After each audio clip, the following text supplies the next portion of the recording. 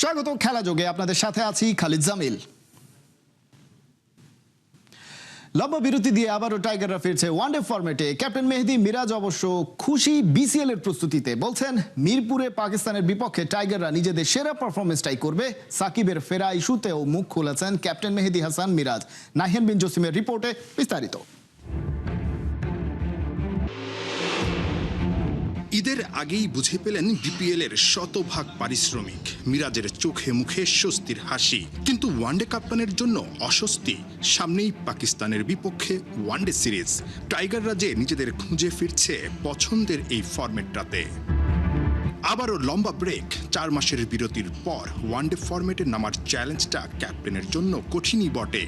যদিও হোমে টাইগাররা জিতেছে ক্যারিবিয়ানদের বিপক্ষে সব শেষ সিরিজটাতে। ওভারঅল যদি চিন্তা করেন, বাংলাদেশ সাম্প্রতিক সময় ওয়ানডেটা একটা লম্বা বিরতি দিয়ে খেলছে এবং সাম্প্রতিক সময়ের যে পারফরমেন্সটা সবশেষ ওয়েস্ট ইন্ডিজের বিপক্ষে আমরা হয়তো বা জিতেছি, বাট ওভারঅল যদি চিন্তা করেন অ্যাজ এ ক্যাপ্টেন হয়তো বা আপনিও খুব বেশি হ্যাপি হতে পারবেন না। সো এটা তো আমাদের জন্য নতুন একটা পরীক্ষা পাকিস্তানের বিপক্ষে। তার আগে বিসিএলটা দিয়ে আসলে প্রিপারেশনটা কেমন হলো যদি বলতেন। না, দেখেন যে বিসিএল এর যে প্রিপারেশনটা ছিল, এটা একটা খুব ভালো একটা প্রিপারেশন ছিল আমার কাছে মনে হয়। আমরা ওখানে ম্যাচ খেলেছি, দেখেন রাজশাহী বগুড়া আমরা যেখানে খেলেছি উইকেটটা অনেক ভালো ছিল। দেখেন গতকালকে কিন্তু প্রায় 322-এর মতন চেঞ্জ হয়েছে। এটা একটা অবশ্যই ওয়ানডে ফরম্যাটের জন্য এটা একটা পজিটিভ দিক এবং আমার কাছে মনে হয়। আর আপনি দেখেন বগুড়ার যেখানে খেলা হয়েছে ওখানে 300 রানের স্কোর হয়েছে। বাট আমি অনেক হ্যাপি যে এরকম বড় স্কোর হচ্ছে, ব্যাটসম্যানরা রান পাচ্ছে। র্যাঙ্কিংয়ে 10, কে বলবে ওয়ানডে ফরম্যাটটা টাইগারদের সবচেয়ে প্রিয়। শেষ 15 ম্যাচে মাত্র 3 জয়, সবশেষ 10 ওডিআইয়ের 7টাতেই 50 ওভার ব্যাট করতে ব্যর্থ। 2027 বিশ্বকাপে সরাসরি খেলতে ছন্দে ফেরার কোনো বিকল্প নেই টাইগারদের। ক্যাপ্টেনের কাছে কোনো টোটকা কি আছে? আপনি যদি দেখেন মিরাজ, সাম্প্রতিক সময়ে মানে আমাদের 50 ওভারের ম্যাচে 50 ওভার আসলে খেলতে আমরা ব্যর্থ হচ্ছি বারবার। লাস্ট 10টা ম্যাচে বোধহয় 7টাতেই আমরা খেলতে পারিনি। লাস্ট ওয়েস্ট ইন্ডিজের বিপক্ষে জিতেছি। সো এই জায়গাগুলো নিয়ে কি আলোচনা করছেন অ্যাজ এ ক্যাপ্টেন সবার সঙ্গে, যে আসলে কিভাবে ইমপ্রুভ করা যায় বা ওডিআইতে আসলে কিভাবে সেই যে পছন্দের ফরম্যাট সেটা আসলে হয়ে ওঠা যায়? দেখেন আমরা যে ওডিআই ম্যাচগুলো খেলেছি অনেক গ্যাপে খেলেছি এবং তখন কিন্তু একটা ফোকাস ছিল যে টি-20 খেলাটা নিয়ে এবং বেশি আমরা টি-20 খেলেছি এবং আমরা যখন ওডিআই খেলেছি অনেক গ্যাপে আমরা খেলেছি। সো ওইভাবে প্ল্যানও করা হয়নি। বাট আমার কাছে মনে হয় যে জিনিসটা যেহেতু সামনে ওডিআই অনেক লং টাইমে আমাদের যেতে হবে এবং আমাদের অনেক খেলা আছে, সো আমরা সুন্দর একটা প্ল্যান করতে পারবো। জোর গুঞ্জন ছিল পাকিস্তানের বিপক্ষে সিরিজেই ফিরছেন সাকিব আল হাসান। সাকিবের প্রত্যাবর্তনে সবচেয়ে নির্ভর থাকার কথা মিরাজের। সাকিব ইস্যুতে ক্যাপ্টেনের কাছে কোনো আপডেট কি আছে? ক্যাপ্টেন মিরাজ, আপনার সঙ্গে কি সাকিবের এই সাম্প্রতিক সময় এই যে এত আলোচনা হচ্ছে, যেহেতু আপনি ক্যাপ্টেন, আবার 2027 বিশ্বকাপকে কেন্দ্র করেও সাকিবকে নিয়ে অনেক আলোচনা হচ্ছে, যে ওই জায়গাটায় যদি সাকিব আসে হয়তো বা দলের অনেক ভালো হবে। অ্যাজ এ ক্যাপ্টেন আপনিও হয়তো অনেক বেশি হ্যাপি হবেন। সো সাকিবের সঙ্গে আপনি আসলে কথা বলছেন কিনা টুকটাক কোনো কিছু বিষয় নিয়ে? একসাথে সবসময় আমার কথা হয়, খেলার বিষয় হয়, আমরা যখন ভালো খেলি আমাদেরকে অ্যাপ্রিসিয়েট করে এবং ক্রিকেটের বিষয়ে অনেক কথা হয়। আসার বিষয়ে আসলে কি কথা হচ্ছে?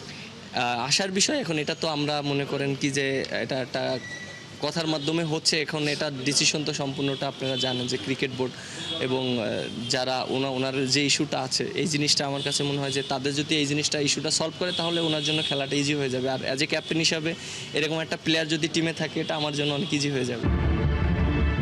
9 মার্চ 3 ম্যাচের ওডিআই খেলতে ঢাকা আসবে পাকিস্তান দল।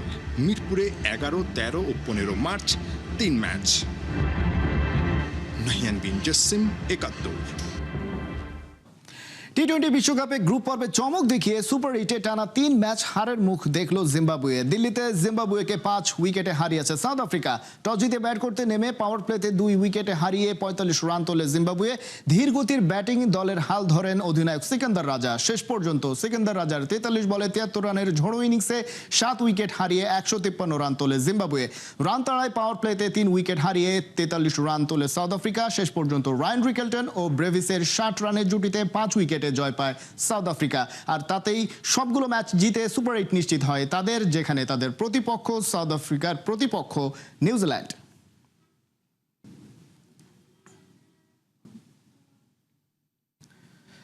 প্রত্যেকটা কথা আলাদা করে বলার একটা নির্দিষ্ট সময় আছে। আরাফাত রহমান কোকোকে নিয়ে এবার যেন মন খুলেই কথা বলতে পারলেন তামিম ইকবাল খান।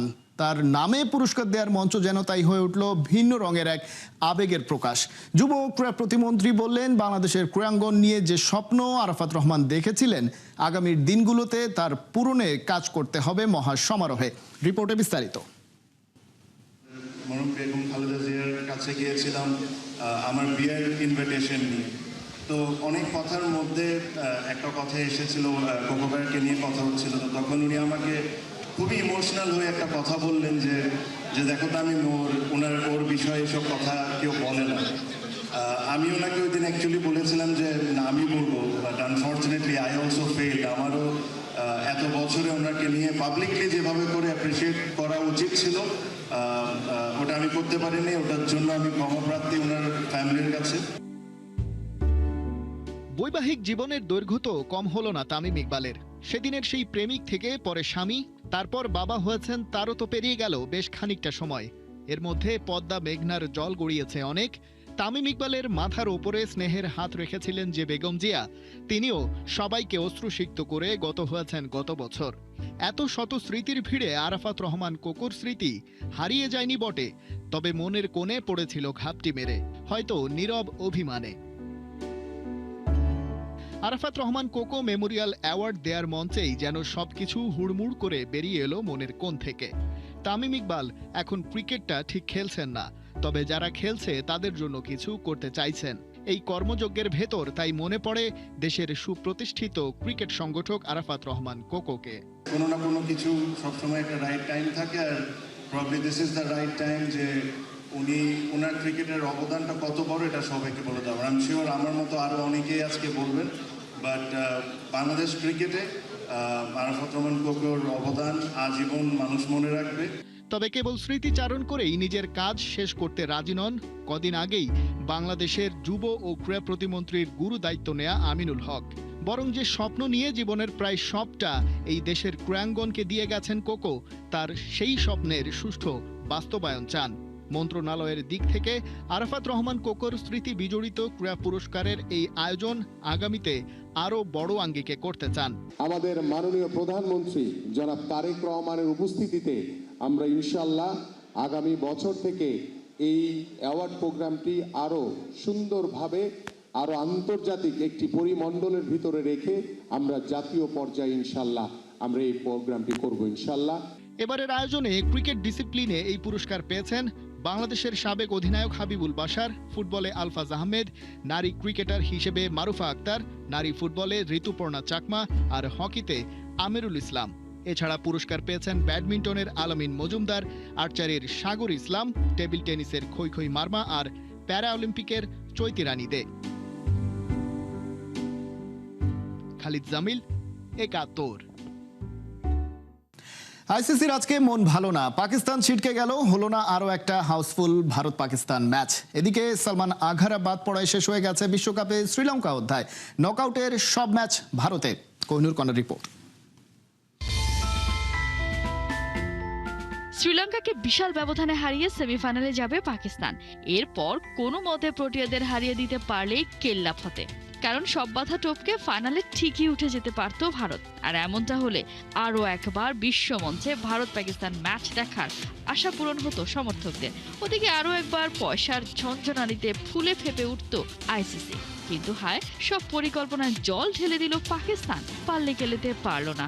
বড় স্কোর করেও বাজে বোলিং ফিল্ডিংয়ে লঙ্কানদের আটকে রাখা গেল না। জিতেও মেন ইন গ্রিনদের ধরতে হলো করাচির ফ্লাইট। পাকিস্তানের এই বিদায়ের মধ্য দিয়ে শেষ হলো শ্রীলঙ্কার মাটিতে বিশ্বকাপ অধ্যায়। কারণ আইসিসি, পিসিবি, বিসিসিআই আর সিএসএল এর চুক্তি অনুযায়ী পাকিস্তান অথবা শ্রীলঙ্কা সেমিফাইনালে গেলে অন্তত একটা ম্যাচ হোস্ট করবে কলম্বো। আর পাকিস্তান যদি ফাইনালে যায় তাহলেও হোস্ট হবে কলম্বো। তবে সালমান আগারা বাদ পড়ায় সেমিফাইনাল আর ফাইনাল এখন সবই ভারতে। এর মধ্যে নিশ্চিত হয়ে গেছে 3 সেমিফাইনালিস্ট, সাউথ আফ্রিকা, ইংল্যান্ড আর New Zealand. Bharat West Indies match থেকে মিলবে সবশেষ ভাগ্যবান দলের নাম। নকআউটের সব ম্যাচ ভারতে। ইডেন গার্ডেন্সে প্রথম সেমিফাইনালে লড়বে সাউথ আফ্রিকা আর নিউজিল্যান্ড। পরের ম্যাচ ওয়াংখেড়ে স্টেডিয়ামে, আর সবশেষে ফাইনাল নরেন্দ্র মোদী স্টেডিয়াম। ঘরেই ফাইনাল, তবে খুশির চেয়ে অস্বস্তিতে ভারত। কারণ অপয়া আহমেদাবাদেই বারবার হতে হয়েছে ভারতকে বিপর্যস্ত। নরেন্দ্র মোদী স্টেডিয়ামে অস্ট্রেলিয়ার কাছে হারতে হয়েছিল 2023 ওয়ানডে বিশ্বকাপের ট্রফি। আর এবারে টি-20 বিশ্বকাপে সুপার 8-এ সাউথ আফ্রিকার কাছে এক হারে ঘুম হারাম হয়ে গেছে সূর্য কুমারদের। তাই আহমেদাবাদ এখন মেন ইন ব্লুদের কাছে হন্টেড প্লেস। তবে এই ভেন্যু নিয়ে দুশ্চিন্তা তখনই যদি সত্যিকার অর্থে ফাইনাল খেলতে পারে ভারত। কোহিনুর কণা, 71। মধ্যপ্রাচ্যে যুক্তরাষ্ট্রের ঘাঁটিগুলোতে ইরানের হামলায় বড়সড় প্রভাব পড়েছে গ্লোবাল স্পোর্টসে। এরই মধ্যে অনির্দিষ্টকালের জন্য পিছিয়ে গেছে ফিনালি সীমা। ফিফা বিশ্বকাপের 3 মাস বাকি থাকলেও চলমান পরিস্থিতি চরম ভোগাবে বলে মনে করছেন বিশেষজ্ঞরা। নিরাপত্তা ইস্যুতে দর্শক এমনকি অংশগ্রহণকারী দলগুলো ইউটার্ন নিতে পারে। হাসান সজীবের রিপোর্ট। যুক্তরাষ্ট্র, ইসরায়েল আর ইরান সংঘাতে জড়িয়েছে 3 দেশ, আগুনে পুড়ছে শহর, কালো মেঘের মতো অন্ধকারে গ্লোবাল স্পোর্টস। এরই মধ্যে অনির্দিষ্টকালের জন্য পিছিয়ে গেছে কাতারে হতে যাওয়া আর্জেন্টিনা স্পেন ফিনালিসিমা ম্যাচ। এর বাইরে 3 দেশের উত্তেজনায় ঝুঁকিতে আছে ফিফা বিশ্বকাপ, কমনওয়েলথ গেম সহ আরও বেশ কটি বিগ ইভেন্ট। আপাত দৃষ্টিতে মধ্যপ্রাচ্যের পরিস্থিতি খুব দ্রুত উন্নতি হওয়ার লক্ষণ নাই। বিশেষজ্ঞরা মনে করছেন এমন হামলা ভবিষ্যতে বেশ ভোগাবে গ্লোবাল স্পোর্টসে, বিশেষ করে মধ্যপ্রাচ্যে দুবাই ও দোহাকে ট্রানজিট হিসেবে ব্যবহার করে যারা ইউরোপ বা আমেরিকা অঞ্চলে ফিফা বিশ্বকাপ খেলতে অথবা দেখতে যেতেন তাদের মনে ভয় ভর করবে। কেননা পরবর্তী সময়ে যে বিমানবন্দরগুলোতে হামলা হবে না তার গ্যারান্টি কে দিবে? অনেকেরই কিন্তু ফ্লাইট অনেক দেশ থেকে ডাইরেক্টলি নাই আমাদের মতন, তারা কিন্তু মিডল ইস্টে যায় অথবা মালয়েশিয়া যায়, সিঙ্গাপুর যায়। তো এই জায়গাগুলোতে আপনি দেখবেন এই ফ্লাইংয়ের সময় এই যেহেতু বিমান এখন চলাচলের উপরে নিষেধাজ্ঞা আছে, তো এটা কিন্তু অনেকদিন এফেক্ট করবে। এমন আশঙ্কায় তৈরি হচ্ছে ফিফা বিশ্বকাপটা আদৌ গড়াবে কিনা, কেননা যে কোনো দল যুক্তরাষ্ট্রে যেতে ইউটার্ন নিতে পারে। একটা অস্থিরতার মধ্যে যে কোনো নিরাপদ পরিস্থিতি না তৈরি হলে যে কোনো দলই বলতে পারে আমরা যাচ্ছি না। যখনই বলতে পারেন যাচ্ছি না, তখনই কিন্তু একটা সমস্যা তৈরি হবে, যেমনটা আমাদের এবার ক্রিকেটে হলো। দর্শক উপস্থিতি কমার আশঙ্কাও জোরালো হচ্ছে। এর বাইরে ফিফা বিশ্বকাপের আরেক আয়োজক দেশ মেক্সিকোতে চলছে অরাজকতা। বেশ চ্যালেঞ্জেই পড়তে যাচ্ছে ফিফা।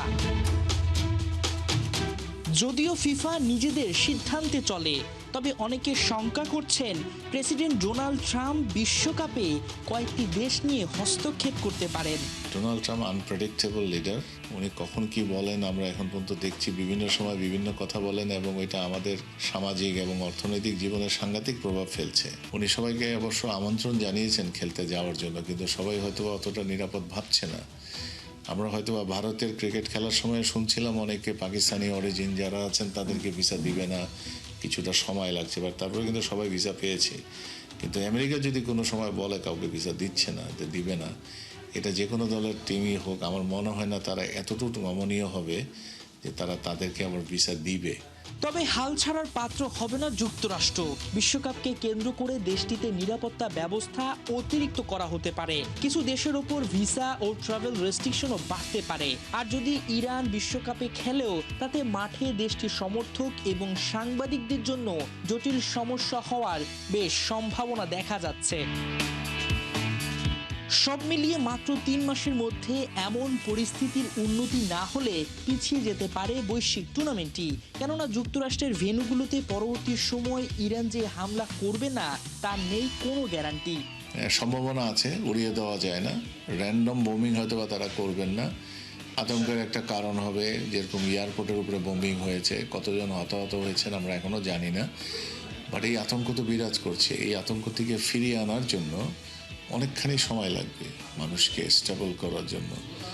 সত্যিকার অর্থে there has to be something proper visible.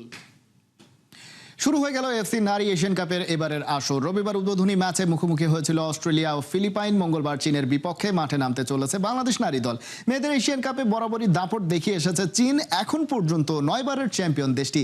এদিকে প্রথমবারের মতো এশিয়ান কাপের মঞ্চে আফিদারা। জয় সহজ হবে না, তবে নিজেদের সর্বোচ্চটা দিতে প্রস্তুত লাল সবুজরা। চীনের বিপক্ষে মাঠে নামার আগে আফিদাদের দিকে বাড়তি মনোযোগ দিচ্ছেন কোচ পিটার বাটলার। হাতে যেহেতু সময় কম, তাই শেষ মুহূর্তের ভুল ত্রুটি সংশোধনের চেষ্টা চালিয়ে যাচ্ছেন কোচ। সিডনি ওয়েস্টার্নের বিপক্ষে প্রীতি ম্যাচের পর এখন আসল লড়াইয়ের জন্য প্রস্তুত আফিদারা। বি গ্রুপে বাংলাদেশের প্রতিপক্ষ চীন, উত্তর কোরিয়া এবং উজবেকিস্তান। চীনের পর 6 মার্চ উত্তর কোরিয়া এবং 9 মার্চ তাদের বিরুদ্ধে খেলবে লাল সবুজরা।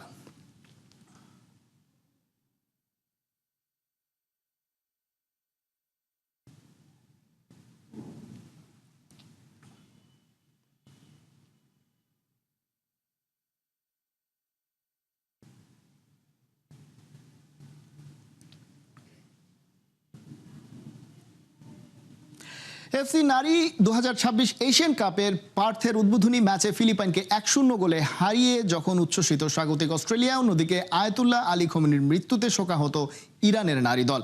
রবিবার স্বাগতিকদের বিপক্ষে পাত্তাই পায়নি ফিলিপাইনের নারী দল। ম্যাচের 14 মিনিটে স্যাম কের গোলে লিড নেয় অস্ট্রেলিয়া। পুরো ম্যাচেই নিষ্ক্রিয় ছিল ফিলিপাইন। অস্ট্রেলিয়ার 15টি অন টার্গেট শটের বিপরীতে একটিও শট নিতে পারেনি দ্বীপ দেশটি। আগামীকাল সাউথ কোরিয়ার বিপক্ষে মাঠে নামবে ইরান। যুদ্ধরত পরিস্থিতি এবং দেশটির সর্বোচ্চ ধর্মীয় নেতা আয়াতুল্লাহ আলী খামেনির মৃত্যুর পর শোককে শক্তিতে রূপান্তরিত করে নিজেদের সেরাটা দিতে প্রস্তুত ইরানের মেয়েরা। ইরানের কোচ মার্জিয়া জাফরি মেয়েদের জয় নিয়ে আত্মবিশ্বাসী। অধিনায়ক জাহরা ঘানবারির স্বপ্ন তারা একদিন বিশ্বকাপের যোগ্যতা অর্জন করবে। বর্তমানে ফিফা র্যাঙ্কিংয়ে 68 নম্বরে রয়েছে ইরান।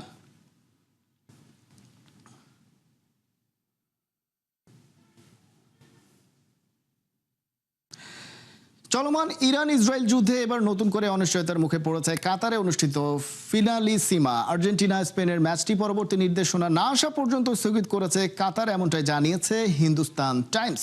আগামী 28 মার্চ বাংলাদেশ সময় রাত 12টায় কাতারের ঐতিহাসিক লুসাইল স্টেডিয়ামে অনুষ্ঠিত হওয়ার কথা থাকলেও ইরান ইসরায়েল সংঘাতের নতুন মোড় নিয়েছে ম্যাচটিতেও। কাতার নিউজ এজেন্সির এক প্রতিবেদনে বলা হয়েছে, কাতার ফুটবল অ্যাসোসিয়েশনের আজ থেকে পরবর্তী নির্দেশ না দেওয়া পর্যন্ত সমস্ত ক্রীড়া প্রতিযোগিতা, চ্যাম্পিয়নশিপ এবং ম্যাচ স্থগিত করা হয়েছে। ফুটবল অ্যাসোসিয়েশন পরবর্তীতে তাদের অফিসিয়াল প্ল্যাটফর্মের মাধ্যমে খেলা শুরুর নতুন তারিখ ঘোষণা করবে বলে জানিয়েছে হিন্দুস্তান টাইমস।